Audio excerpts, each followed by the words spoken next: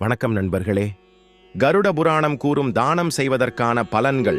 புராணங்களில் 18 வகையான புராணங்கள் இருக்கின்றன. அதில் ஒன்று கருட புராணம் எனப்படுகிறது.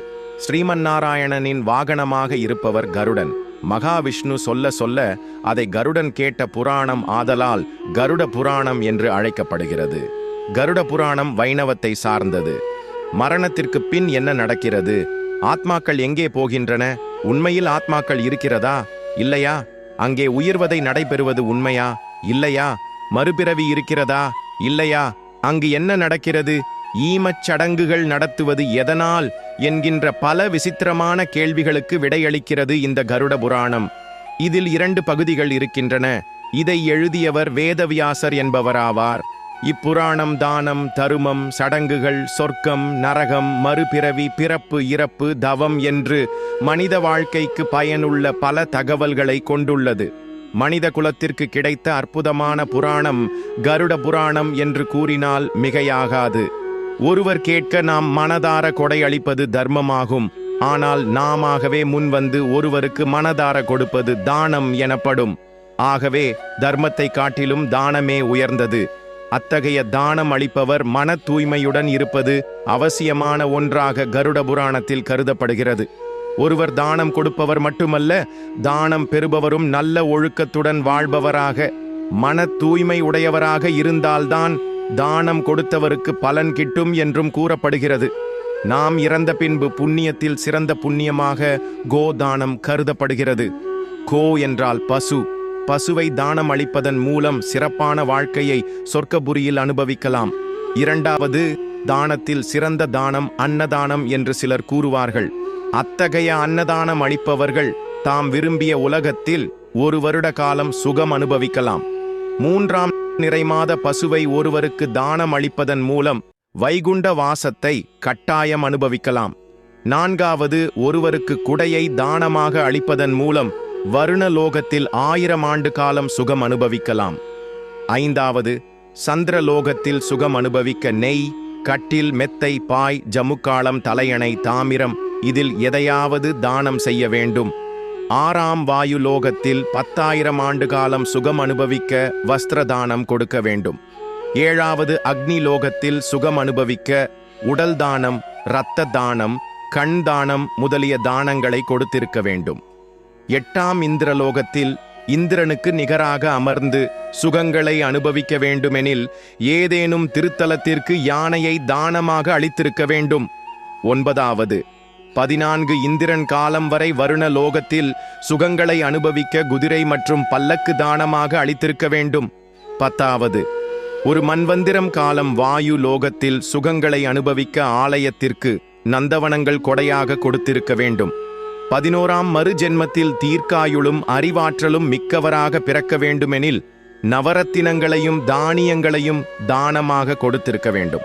12வது தானம் செய்யும் போது எந்தவித பிரதிபலனையும் எதிர்பார்க்காமல் மனதார தானம் செய்தவர்களின் மரணம் உன்னதமாக இருக்கும்.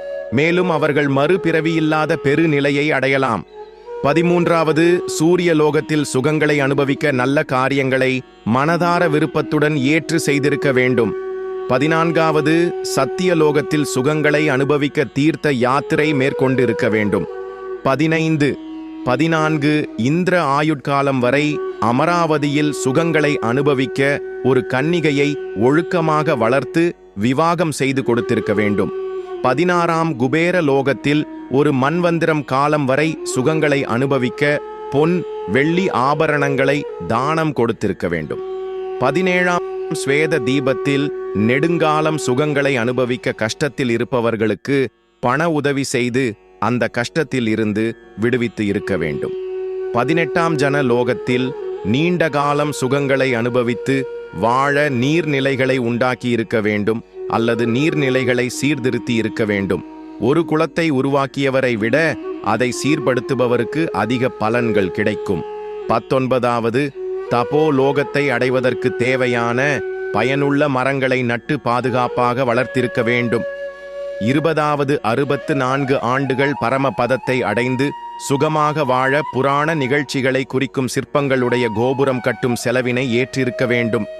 21ஆம் இந்திரலோகத்தில் 10,000 ஆண்டு காலம் சுகமாக வாழ தெய்வம் பவனி வரும் வீதிகளை செம்மைப்படுத்தியிருக்க வேண்டும். 22ஆம் இம்மையிலும் மறுமையிலும் ஒருவர் இன்பமடைய பௌர்ணமி தோறும் ஊஞ்சல் உற்சவம் செய்திருக்க வேண்டும்.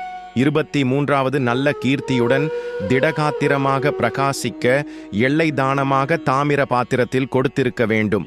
24வது கந்தர்வலோகத்தில் இன்புற்று வாழ நல்ல கனிகளை தானம் கொடுக்க வேண்டும். ஒரு கனிக்கு 1 வருடம் வீதம் கணக்கு வைத்திருப்பர்.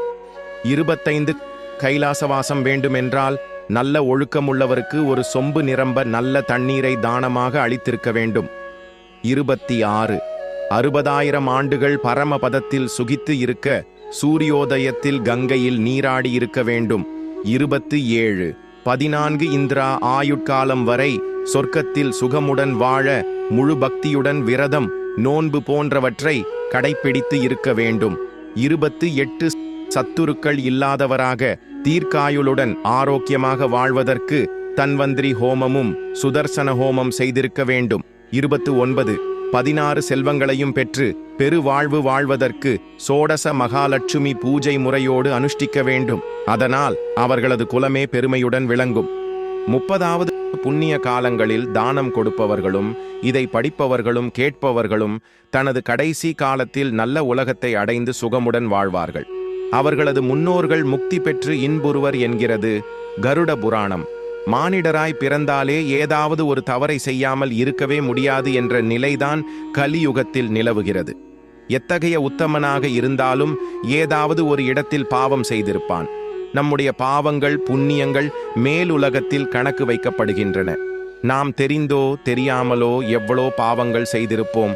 நம்மால் முடிந்ததான தர்மங்களை செய்து அதன் கெடுபலன்களை குறைத்துக் கொள்வோம். நன்றி, வணக்கம்.